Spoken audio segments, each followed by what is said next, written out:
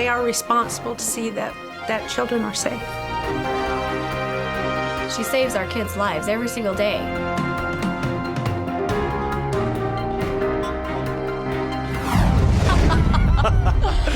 Good morning.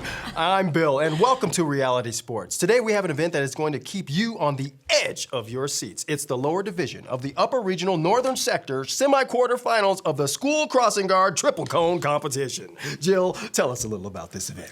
Well, Bill, it's all about safety. Contestants are judged on form, technical difficulty, and how well they help kids get to school safely. That's exciting stuff. Why don't we go live on location and see what's happening at the crosswalk? All right, Bill. Our first event today will be the setup. This is where crossing guards have to get everything in place for safe crossing. That's right, Bill. And it's in the preparation that a great crossing guard is made. Jill, here we see the returning champ Marie switching on her reduced speed school zone sign. And locking it in place so no one can tamper with it. A very important point. Absolutely, Bill. Now, Marie is a 4-time medalist in this event, just wonderful to watch. Coming from a background where her father was a champion dog walker and her mother competed on the professional jump rope circuit, Marie is noted for her promptness, professionalism, and friendliness with kids. She also has excellent stop paddle technique. You know, I suspect we're going to see some of that stop paddle technique here pretty soon. You can see her promptness on display as she's already at her crosswalk well before school starts, in plenty of time to turn on the lights and inspect the area to remove any hazards that could impede student crossing. That's right. But what about the challenger, Doug? Where's he? Well, here he comes now, Bill, and this late entry is not a good way to start the match. Doug is rushing to park his car and... Wait a minute, Jill, isn't that A fire hydrant, that's right, Bill. Doug started with a late entry, then illegally parked his car. A very poor start if he expects to take the Crossing Guard Championship from someone as prompt and prepared as Marie. That's right. And there's the opening horn. We are about a half hour before school officially starts, which is when the on-site work of a crossing guard begins. And right off the bat, you see the technique I was talking about in our reigning champion, Marie. She's holding her stop paddle high so motorists can see her and placing her cones at the center of the crosswalk. Doug's obviously trying to catch up from that late start. He's placing his cones before he has his flashing school zone sign turned on. And are my eyes fooling me, or is Doug not even wearing his retro-reflective vest yet? Doug is wearing a tank top and flip-flops. Well, he certainly has his own style, but each guard is a representative of the community and local law enforcement. Doug is not going to get much respect out of that half shirt and those flip-flops. Whoa, did you see that? That's what happens, Bill. No flashing sign, no safety vest, and no stop paddle. But just look at Marie, organized, prepared, and in control. Now that's what I call a prepared crossing guard. See how poised she is? Her cones are perfectly placed, her sign is on, her paddle is in her hand, and she is ready to get kids to class. Ouch, that's gotta hurt.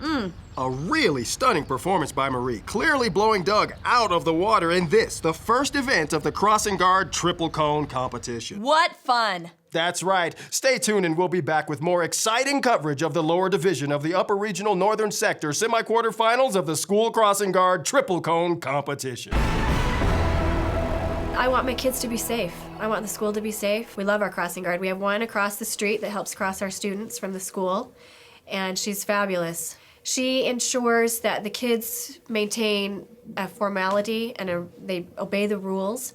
We've had a lot of kids that just run across the street, and she kind of motions them to make sure that we use the crosswalk. There's always opportunities for kids to get hit by cars. We've had several in our community hit by cars that didn't have a crossing guard. She saves our kids' lives every single day.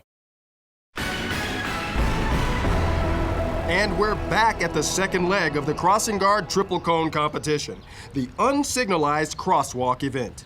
In this event, we'll see the crossing guards assisting children as they walk to and from school at a crosswalk with no traffic signal. Jill, what can you tell us about this intersection? Well, every intersection is unique and has its own features that make it different, but in general, both contestants will be demonstrating techniques that can be applied to most unsignalized crossing situations.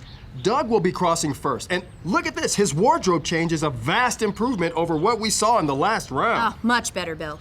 Now, a good crossing guard will instruct students in safe practices even before they arrive at the crosswalk. The students are taught how to safely walk and bike to school through UDOT's SNAP program, but every good crossing guard knows sometimes they need a reminder. That's right.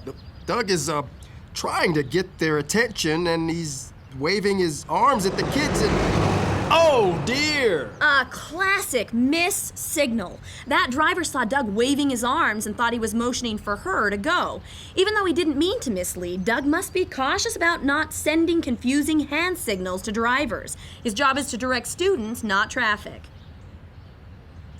Well, at least he's got the students in a group ready to go now. There's a safe gap in the traffic, and he's leading the students into the intersection. Ooh, he's gonna lose points for that girl riding her scooter. Kids have to walk bikes and scooters.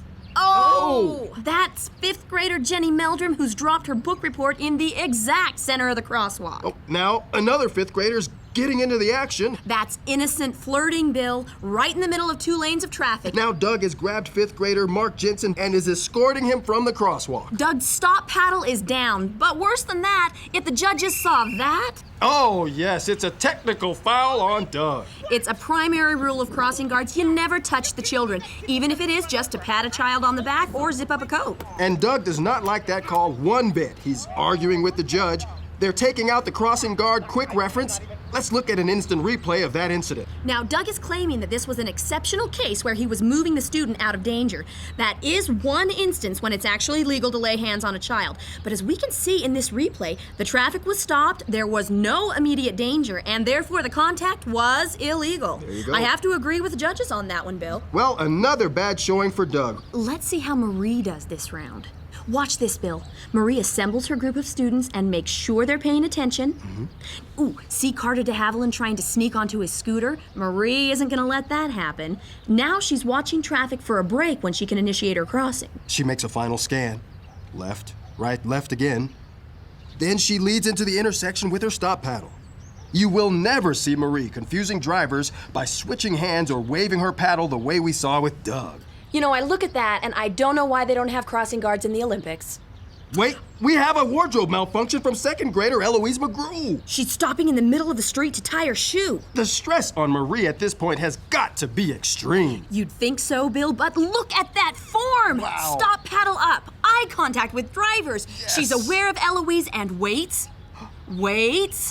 And that's just what a crossing guard does. This is not a speed race, Bill. It's all about safety. Oh, so different from the panic we saw when Doug grabbed that kid. Truly is. I would feel absolutely comfortable having my daughter walk across the street with a crossing guard like Marie. That is crossing guarding at its finest. You said it. You know, Jill, does it make you want to get back in the game? You know, Bill, I'm retired. Okay, if you say so. Just stay tuned and we'll be back with more from the Crossing Guard Triple Cone. The crossing guard is usually the very first adult that a child sees on their way to school. And the way the crossing guard approaches that child, it could make their day. I've watched as the child walks and then they see the crossing guard and they start running because they're excited to see the crossing guard. And then there's always that communication and have a great day. And then it's like they cross from the crossing guard to the school grounds, just excited to be there. And that's a great deal because of how they were treated by the crossing guard. I don't give my cell phone number out to a lot of people, but the crossing guard has my cell phone number.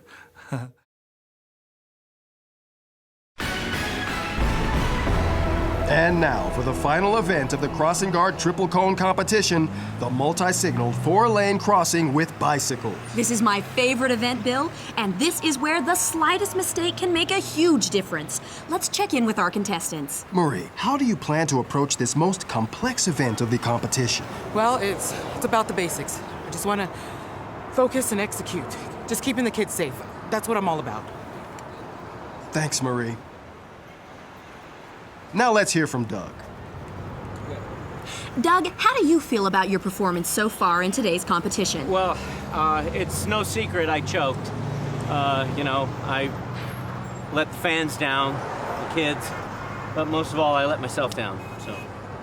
How do you intend to address that moving into this last round of competition? Well, got my secret weapon right here, the old U.CGQR, Crossing Guard Quick Reference. Gonna be using that. Something I should have been using from the very beginning. Basically, gonna go with that. Should be doing fine. Going back to the basics? No more fancy stop paddle work? That's right. No more fancy stop paddle work, just back to the basics and give 110%. Although that's not mathematically sound. Well, good luck to you, Doug. Thank you. And they're off. Both crossing guards have their students back from the curb ready to cross. Here comes a student with a bicycle. Both crossing guards are instructing him to walk his bike across the street. Now the crossing guards are neck and neck, both pushing the buttons to activate the walk signal.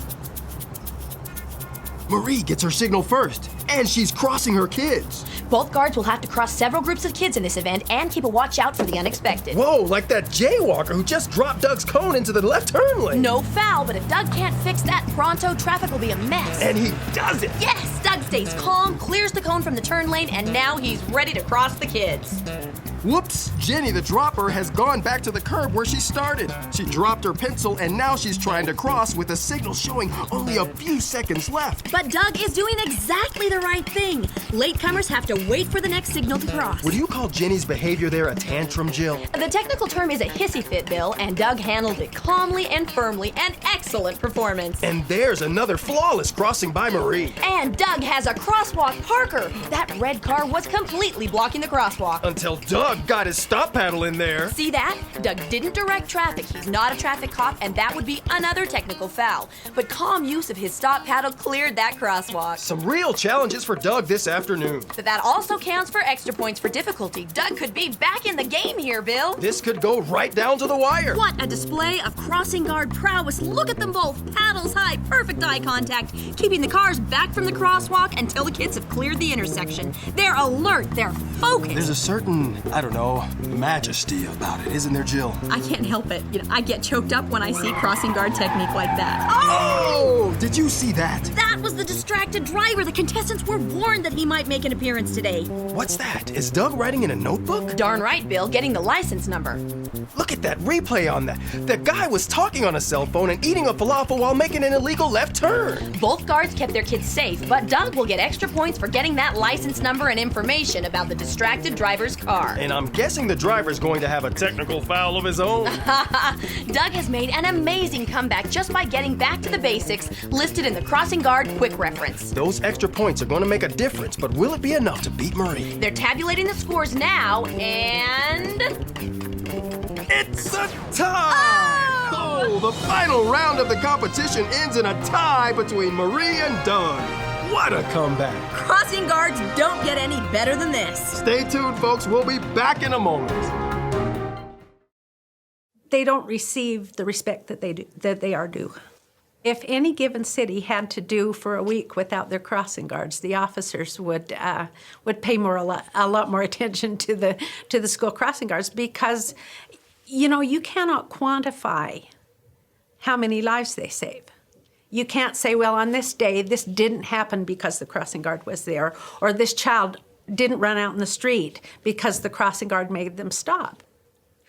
I don't think there's anything in the world that is more important than the life of a child. I think that their responsibility is one of the most weighty responsibilities that could possibly be, that they are responsible to see that children are safe. Well, that's all for today. Join us next week for the Southeastern North County quarterfinals of the school custodian floor buffer races. Till then, I'm Bill. And I'm Jill. Wishing you safe crossings.